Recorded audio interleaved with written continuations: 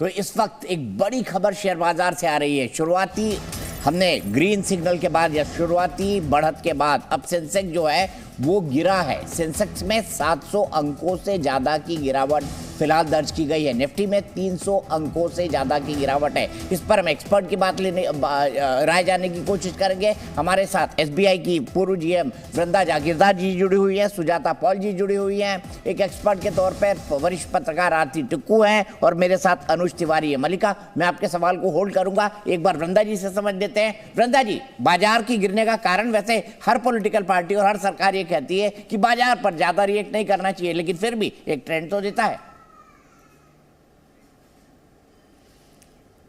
इस पर ज़्यादा मैं इम्पोर्टेंस नहीं दूंगी क्योंकि इतनी सारी चीज़ें होती हैं। ग्लोबल में भी क्या डेवलपमेंट हो रहा है तो इस सब का इम्पैक्ट पड़ेगा हम पर, तो इसलिए राइट नाउ इसके ऊपर I will not give it much importance. और मैं इसको चुनावी बजट नहीं मानती हूँ, मैं इसको मानती हूँ कि ये ग्रोथ बजट है और अगर ग्रोथ से चुनाव जीतते हैं तो ये बहुत अच्छी बात है, क्योंकि देश के लिए अगर ग्रोथ हो रहा है, देश की इकॉनमी बढ़ रही है तो उससे तो सबको ही फायदा होगा, सारे सेक्टर्स को और सारे वर्गों को फायदा होगा इसका।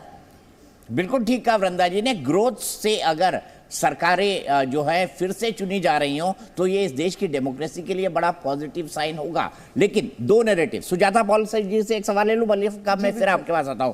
सुजाता जी, ये शेयर मार्केट की गिरावट के बारे में आप क्या कहेंगी? आप एज एन एक्सपर्ट क्या कहना चाहेंगी? देखिए, सवेरे कहा जा रहा था कि मार्केट जो है वो ग्रीन सिग्नल दे रहा है और अब जब मार्केट गिर रहा है तो मैंने सुना कि वृंदा जी ने क्या कहा। सच्चाई ये है कि ये बजट, ये आम आदमी का बजट निश्चित तौर पर नहीं है, क्योंकि 63% भारतीय अगर डिपेंडेंट रहेंगे मुफ्त राशन पे तो उनको रोजगार नहीं मिला। और अगर आपने टैक्स बजट को बढ़ा भी दिया, अगर स्लैब को आपने बढ़ा भी दिया, तो ये जरूर सोचना पड़ेगा कि अगर 14 करोड़ लोग बेरोजगार है तो उसका लाभ कैसे उठाएंगे। मनरेगा को अगर देखिए, जो फ्लैगशिप स्कीम है यूपीए की, जो हमेशा से टारगेट पे रही मोदी जी के, मगर कोविड के समय पर किस तरह से मदद करी, अगर उसमें 89,400 करोड़ से ये नीचे लाया गया 60,000 करोड़ में, तो ये बहुत कुछ बता रहा है कि ये सरकार किस ओर जा रही है। अगर गरीबों की आप बात कर रहे हैं, अगर नल की बात कर रहे हैं, तो इस वक्त मैं नागालैंड में बैठी हूँ और नागालैंड के घर घर में नल नहीं और घर घर में पानी तक नहीं है, यहाँ तो बिजली नहीं। हम चुनाव में जा रहे हैं, एनडीपीपी और भाजपा की यहाँ पर सरकार है। तो सच्चाई ये है कि प्रति व्यक्ति आय 2004 से 2014 में 13.1% बढ़ी थी, मगर 2014 से 2023 में जो सरकारी आंकड़ा है वो बता रहा है 9.1% बढ़ा है। अगर हम इसको कहते हैं कि युवाओं को मौका दिया जाएगा तो मौके का केवल वायदा किया जा रहा, क्या मौका दिया जाएगा, क्योंकि 50 नए एयरपोर्ट, कौन उसमें किसका फायदा होगा ये बताने की जरूरत है, क्योंकि ये हम दो और हमारे दो की सरकार के लिए ये ठीक है। सुजाता जी, कांग्रेस कह रही है कि इसमें कुछ नहीं है। सुजाता जी कांग्रेस से जुड़ी हुई हैं और कांग्रेस की तरफ से अपना व्यू रख रही थी। आरती, आप उनके इस व्यूज को एग्री करती हैं?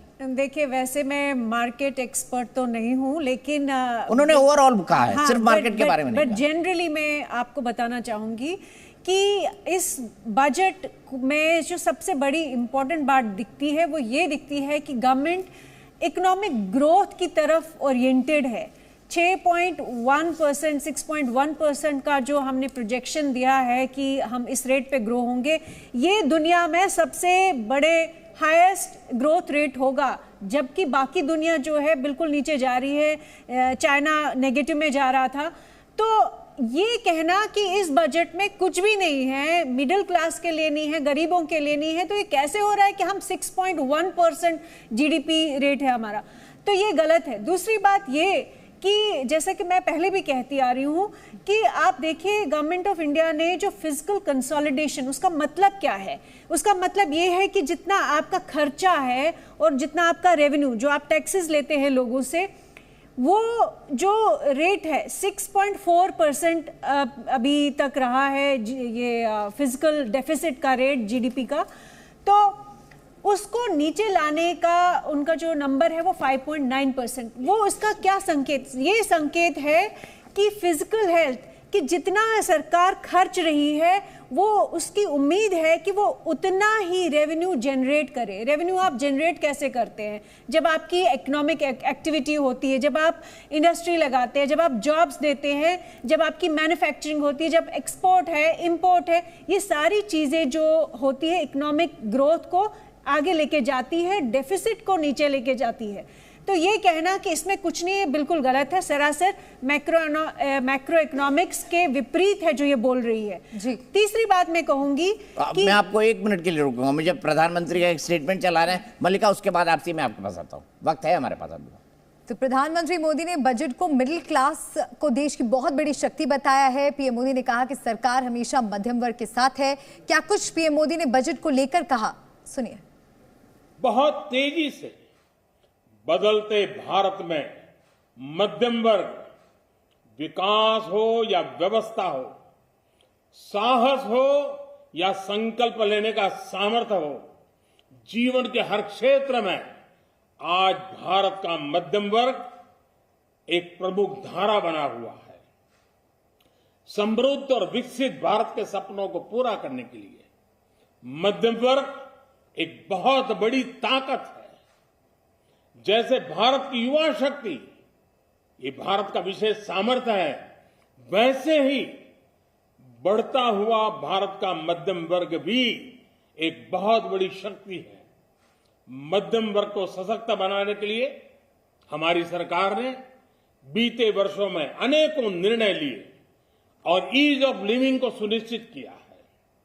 हमने टैक्स रेट को कम किया है, साथ ही प्रोसेस को सिंप्लीफाई, ट्रांसपेरेंट और फास्ट किया है। हमेशा मध्यम वर्ग के साथ खड़ी रहने वाली हमारी सरकार ने मध्यम वर्ग को टैक्स में बड़ी राहत दी है।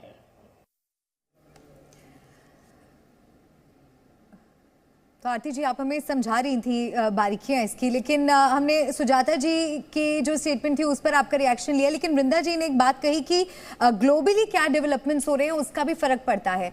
मैं आपसे एक बिल्कुल आसान भाषा में एक सवाल पूछना चाहती हूँ कि अगर दुनिया का एक हिस्सा युद्धग्रस्त है तो उसका जो इम्पैक्ट है वो भारत पर क्यों पड़ता है?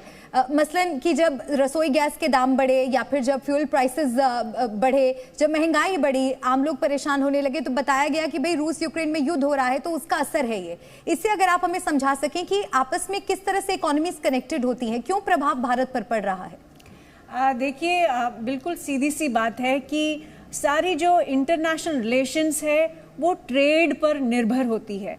ट्रेड का मतलब कि एक्सपोर्ट इंपोर्ट। आप गैस, फ्यूल, इंडिया की जो फ्यूल कंजम्पशन है, एनर्जी कंजम्पशन है, वो सेल्फ सफिशिएंट नहीं है।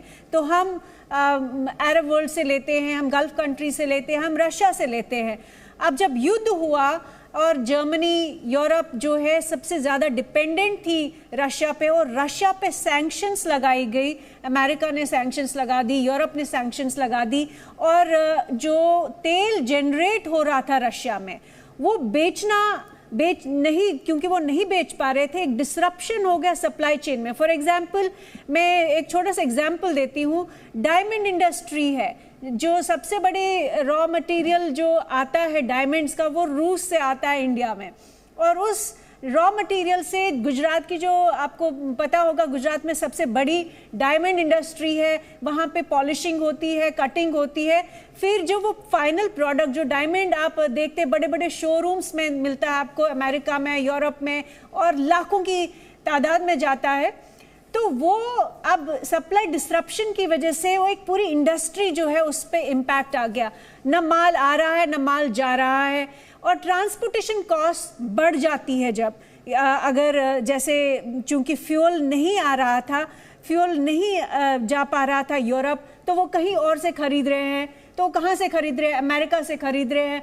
और इस बीच में अगर जितनी भी कंट्रीज, ऑयल प्रोड्यूसिंग कंट्रीज है, जो डिसाइड करती है कि ऑयल की कितनी प्रोडक्शन होगी और कितनी रेट होगी, कितना पैसे पे वो बिकेगा, अगर वो डिसाइड करे कि भाई हम इतना ही जितना बना रहे थे उतना ही करेंगे या इंक्रीज कर देंगे सप्लाई, तो उससे अगर इंक्रीज कर देंगे सप्लाई तो उससे प्राइस जो है वो डाउन होएगा। लेकिन अगर आपको याद होगा कि सऊदी अरेबिया ने उस टाइम पे मना कर दिया कि वो इनफैक्ट वो और ज़्यादा ऑयल नहीं प्रोड्यूस करेंगे अमेरिका की रिक्वेस्ट के बाद भी, तो ऑयल के प्राइसेस ऊपर है, ट्रांसपोर्टेशन कॉस्ट जो है पूरी दुनिया में बढ़ गई और उसकी वजह से सब जगह इन्फ्लेशन हुई। जो आपको चीज 10 रुपए में मिलती थी, रिसोर्सेज का जो आदान प्रदान होता है, एक्सचेंज ऑफ रिसोर्सेज एंड जो व्यापार भी होता है, व्यापार भी होता है। जैसे फ्यूल या एनर्जी की बात जब आरती जी कर रही हैं तो वो पेट्रोल डीजल की बात कर रही हैं। जैसे कई जगह गैस चलता है, कई जगह दूसरी चीजें चलती है, हमारे यहाँ पेट्रोल डीजल चलता है। तो बेसिकली हमारा सबसे ज्यादा जो इम्पोर्ट